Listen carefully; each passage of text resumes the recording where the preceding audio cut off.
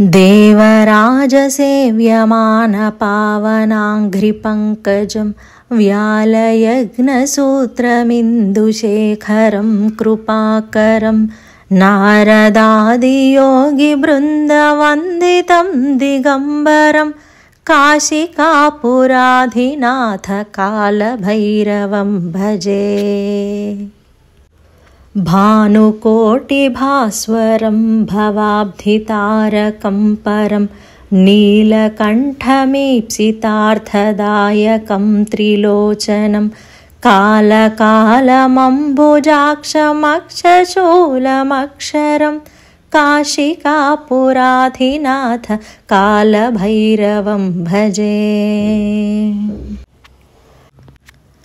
शूलटङ्कपाशदण्डपाणिमादिकारणं श्यामकायमादिदेवमक्षरं निरामयं भीमविक्रमं प्रभुं विचित्रताण्डवप्रियं काशिकापुराधिनाथ कालभैरवं भजे।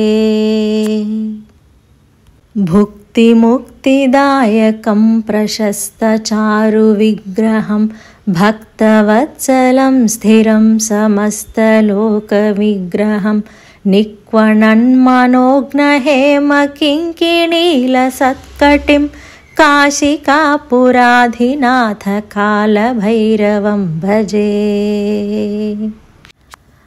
धर्मसेतुपालकं त्वधर्ममार्गनाशकं कर्मपाशमोचकं सुशर्मदायकं विभुं स्वर्णवर्णकेशपाशशोभिताङ्गनिर्मलं काशिकापुराधिनाथ कालभैरवं भजे। रत्नपादुकाप्रभाभिरामपादयुग्मकं नित्यमद्वितीयमिष्टदैवतं निरञ्जनं मृत्युदर्पनाशनं करालदंश्रभूषणं काशिकापुराधिनाथ कालभैरवं भजे। अट्टहासभिन्नपद्मजाण्डकोशसन्ततिं दृष्टिपातनष्टपापजालमुग्रशासनम् अष्टसिद्धिदायकं कपालमालिकाधरं काशिकापुराधिनाथ कालभैरवं भजे।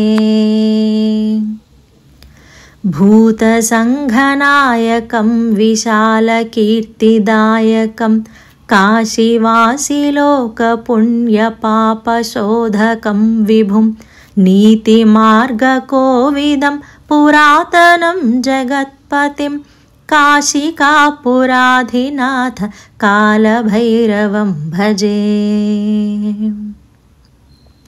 कालभैरवाष्टकं पठन्ति ये मनोहरं ज्ञानमुक्तिसाधकं विचित्रपुण्यवर्धनं शोकमोहदैन्यलोभकोपतापनाशनं ते प्रयान्ति कालभैरवाङ्घ्रिसन्निधिं ध्रुवम्